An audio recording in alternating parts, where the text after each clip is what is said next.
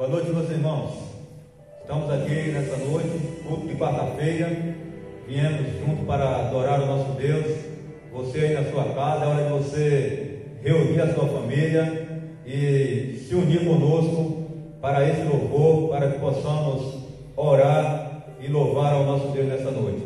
Vamos fazer uma breve oração. Bondoso Deus, querido Pai, louvamos o Teu nome pelo dia e que o Senhor se faça presente nesse culto. Por Jesus nós oramos, amém. E nesse momento nós vamos louvar ao nosso Deus. Demonstre todo o seu agradecimento nessa hora, para juntos assim adorar esse Deus Todo-Poderoso. Às vezes você pensa que está aí na sua casa, você ora e Deus não te escuta, né? Parece que Ele não te ouve, parece que Ele não te enxerga. Mas essa música, este livro, retrata justamente isso. Deus sabe, Deus ouve, Deus ouve. Canta comigo. Você que se sente pequeno, dirija seus olhos a Deus, não deixe que sombras envolvam.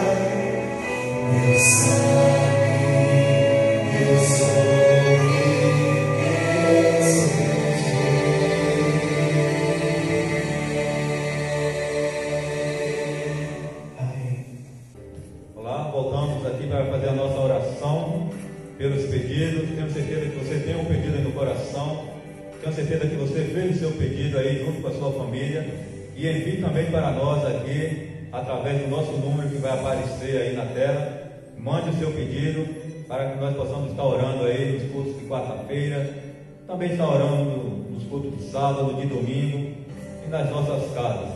Então, se ajoelhe com a sua família aí nesse momento e nós vamos ajoelhar aqui para que possamos falar com Deus, interceder a Deus pelos pedidos. Vamos orar então.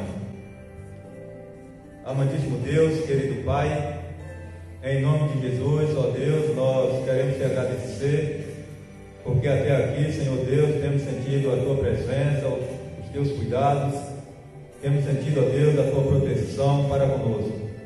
Estamos vivendo, ó Deus, dias difíceis, momentos de angústias, de incertezas, mas o que nos conforta, ó Pai, é saber que temos um Deus Todo-Poderoso, que dos altos céus intercede por cada um dos Seus filhos aqui na terra.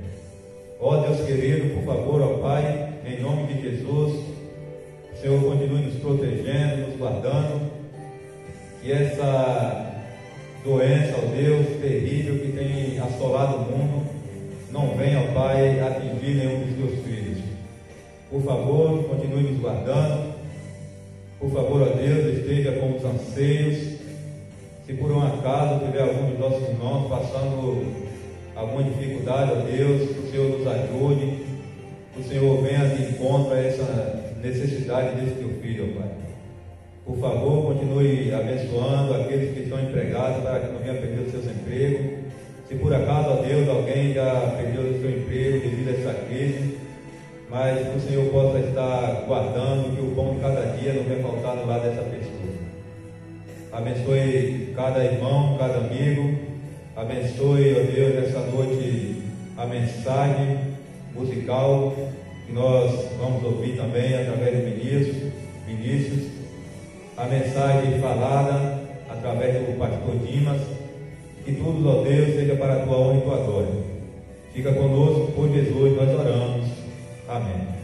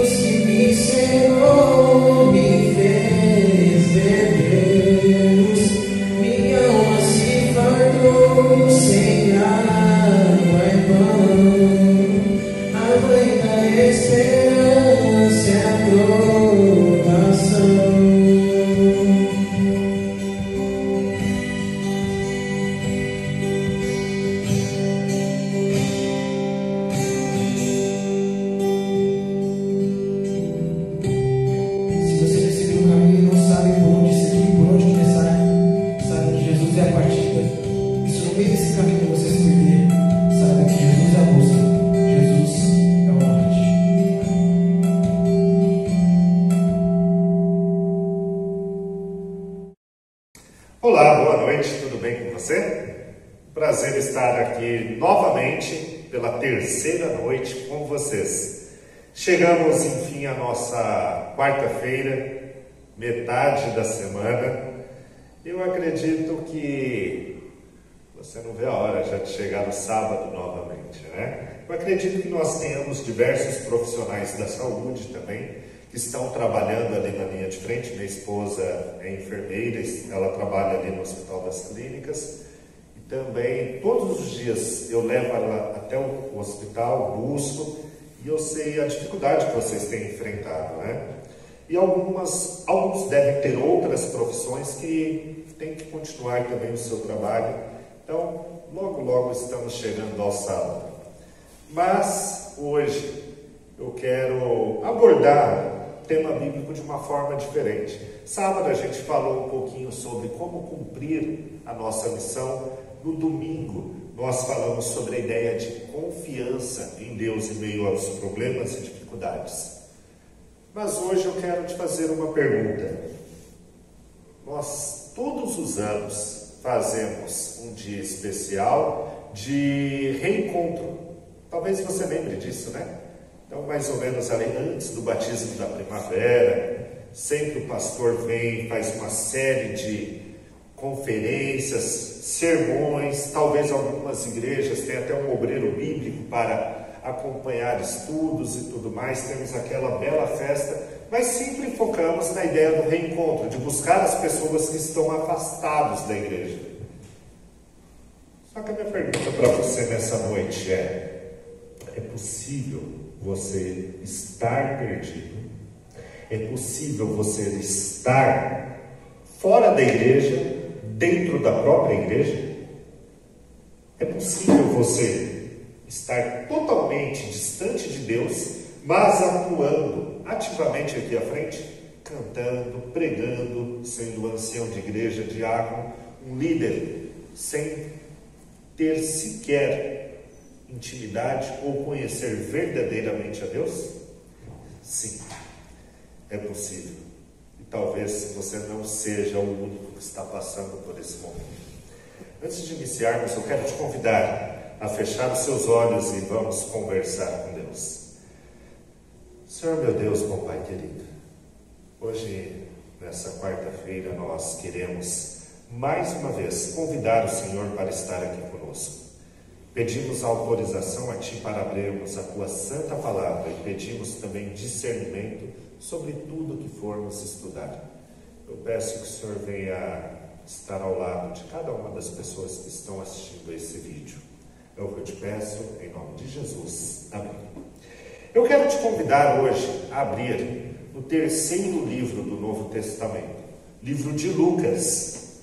Então, o terceiro livro do Novo Testamento, livro de Lucas, capítulo 15.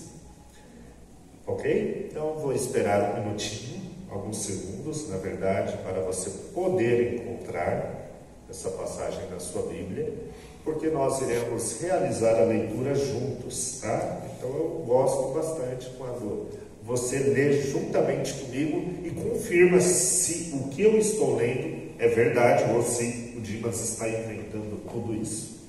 Ok? Acredito que já deu tempo de vocês encontrarem. O legal da igreja é que agora a gente perguntaria: já conseguiu, irmão? Quem conseguiu fala amém, quem não conseguiu fala misericórdia, e por aí vai, né? Mas vamos lá. Então, Lucas capítulo 15, a partir do versículo 11, diz o seguinte: certo homem tinha 2 filhos. O mais moço deles disse ao pai: Pai, dá-me a parte dos bens que eu tenho direito. E ele lhes repartiu os haveres. Passados não muitos dias, o filho mais moço, ajuntando tudo o que era seu, partiu para uma terra distante, e lá dissipou todos os seus bens, vivendo dissolutamente. Depois de ter consumido tudo, sobreveio àquele país uma grande fome, e ele começou a passar necessidade. Então ele foi e se agregou a um dos cidadãos daquela terra, e este o mandou para os seus campos a guardar porcos. Versículo 16. Ali desejava ele fartar-se das alfarrobas que os porcos comiam, mas ninguém lhe dava nada. Então, caindo em si, disse: quantos trabalhadores de meu pai têm pão com fartura e eu aqui morro de fome? Levantar-me-ei e irei ter com meu pai, e lhe direi: Pai, pequei contra o céu e diante de ti, já não sou digno de ser chamado teu filho. Trata-me como um dos seus trabalhadores. Versículo 20. E levantando-se, foi para seu pai. Vinha ele ainda longe, quando seu pai o avistou e, compadecido dele, correndo, o abraçou e o beijou. E o filho lhe disse: Pai, pequei contra o céu e diante de ti, já não sou digno de ser chamado teu filho. O pai, porém, disse aos seus servos: Trazei depressa a melhor roupa, veste-o, põe-lhe um anel no dedo e sandálias nos seus pés. Trazei também, matai um novilho cevado, comamos e nos alegramos. Em versículo 24. Porque este meu filho estava morto e reviveu, estava perdido e foi achado, e começaram a festejar. Essa história ela é bem interessante. Primeira coisa, primeiro aspecto, é uma parábola, ou seja, nunca aconteceu. Uma parábola é uma história criada, só que não é uma história qualquer, criada por qualquer pessoa.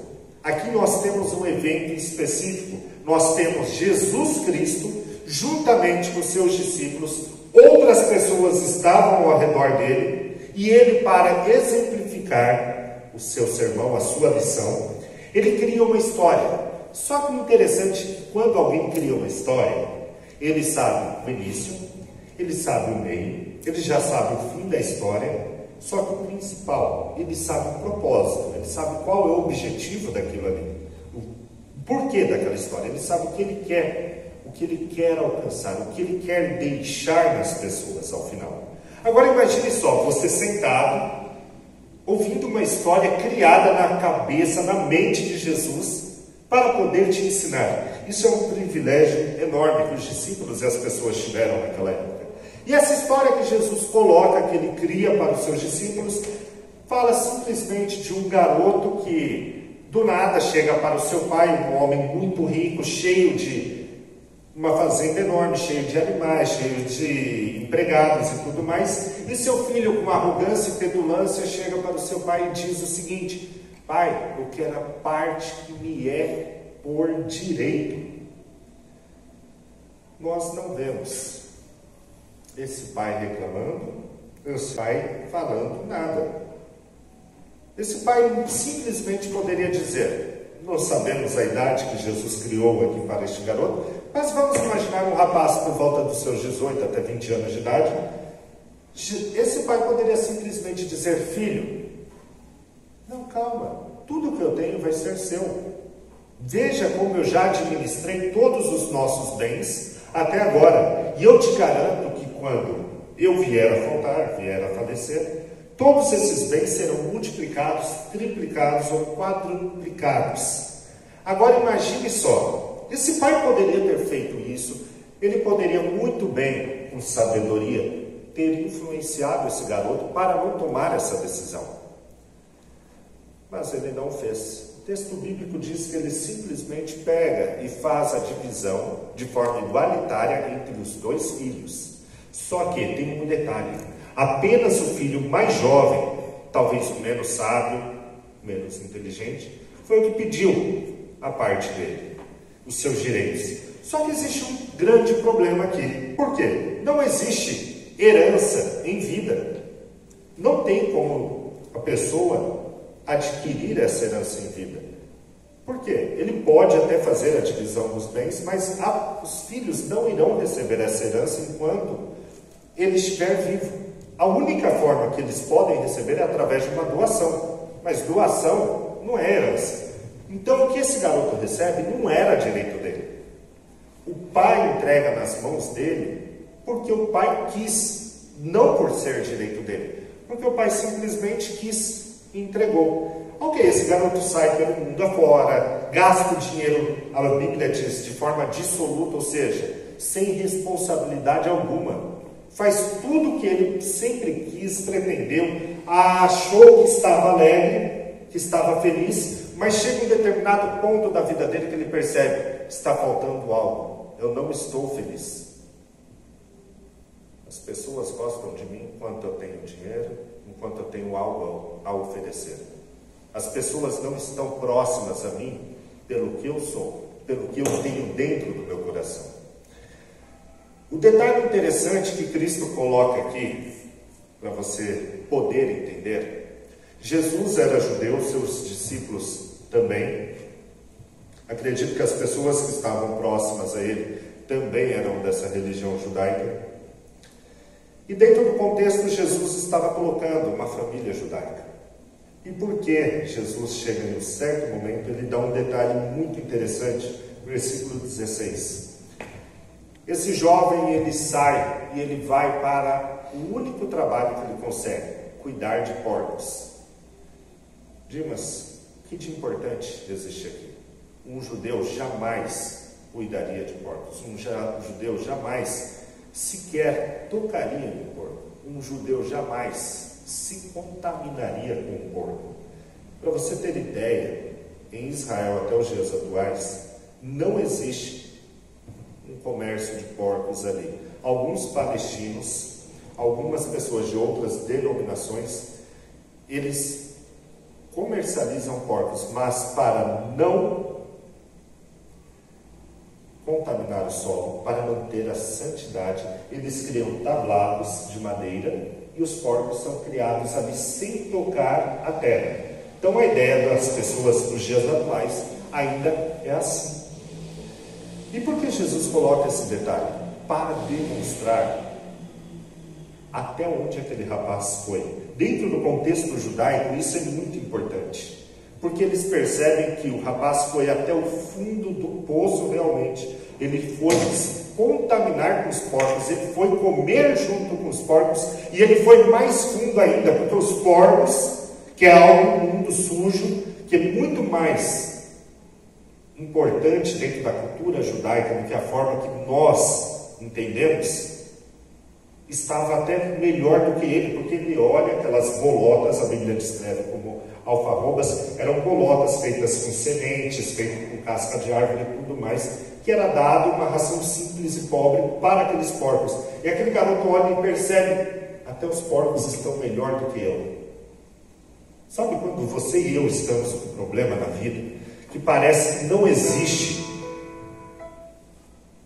lugar mais difícil para acontecer, que não acontece nada de bom, que parece que você já chegou ao fundo do poço? Jesus, ele estava explicando isso no contexto judaico, de que aquele menino tinha ido num local, chegou num estágio da sua vida que não tinha nada pior do que aquilo para aquele rapaz. E aquele rapaz triste fica imaginando as formas que ele poderia voltar para casa. Criando essa história na mente, eu fico imaginando talvez a situação, esse garoto ensaiando por várias madrugadas a forma que ele poderia chegar para o seu pai e pedir perdão. Pai, pequei contra ti, contra os céus, e perante ti, já não sou digno mais de ser chamado filho, mas me trate como pelo menos, ao menos, como um dos seus empregados. O interessante da história é que aquele pai, ele fica esperando esse filho na porta. Ele não entra. Um homem rico, ele poderia muito bem determinar que um dos seus funcionários ficasse à porta de vigia, de sentinela. Ó, quando meu filho aparecer lá, você vem até o meu escritório, me chame, que eu vou estar nas minhas outras atividades administrativas e econômicas, e quando meu filho aparecer, você me chama, que eu vou recebê-lo. Ou poderia dar ordens: quando meu filho aparecer, você ajunte todos os funcionários, empregados, e traga até ele e cuide dele bem. Mas não, o que acontece aqui? Esse pai não dá essa ordem, ele mesmo fica à porta. Eu imagino que ele deixa toda a casa organizada, os melhores talheres, porque ele espera todos os dias que aquele garoto retorne. O interessante é que quando aquele menino está vindo, o pai se emociona e sai correndo até ele, não deixa ele falar nada, já abraça, já beija ele. Aquele garoto tenta pronunciar algumas palavras, o pai diz: chega, traga o melhor, vistam ele, dê um banho nele, coloca a melhor roupa dele, coloca as sandálias nesse garoto, porque ele está pisando no chão puro, ele está descalço. Coloquem o melhor anel de ouro que nós temos aqui. Vamos fazer, sim, um churrasco para comemorar com esse garoto, porque esse meu filho, ele estava morto, mas reviveu, ele está de volta. Sabe o que é interessante nessa história? Muitas vezes nós queremos viver a vida dos outros. Parece que os outros são mais felizes, mais alegres. sei se você foi criado desde pequeno na igreja e às vezes olha outros amigos indo para festas, beber, dançar. Parece que está todo mundo muito feliz e parece que a sua vida dentro de uma igreja é uma coisa chata e monótona, né? Mas para pensar. Os seus amigos, depois da festa, depois da bebedeira, com quem eles podem contar? Talvez você esteja dentro da igreja há muitos e muitos anos. Talvez você esteja dentro da igreja como um líder espiritual, trabalhando ativamente. Só que você está totalmente distante da casa do Pai. E quando eu digo casa do Pai, não é isso aqui não.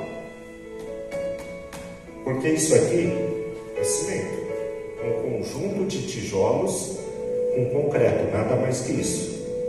Quando eu digo casa do Pai, eu estou falando coração de Deus. Você pode muito bem estar aqui todos os sábados com a sua família, tendo uma vida dupla, fazendo tudo errado lá fora, mas ser um líder espiritual aqui. Mas está totalmente distante da casa do Pai, do coração do Pai. E o que eu quero deixar como maior marca dessa história: aquele Pai é o nosso Deus. E aquele Pai não mandou nenhum dos seus anjos ficar à porta aguardando o seu retorno. É o próprio Deus que está à porta aguardando você retornar. Basta você tomar essa decisão. Você que está sem frequentar a igreja, você que está dentro da igreja, mas se sente totalmente desconexo, desligado de todas as coisas. Você que atua ativamente, mas sente um vazio dentro do seu coração, um gelo espiritual.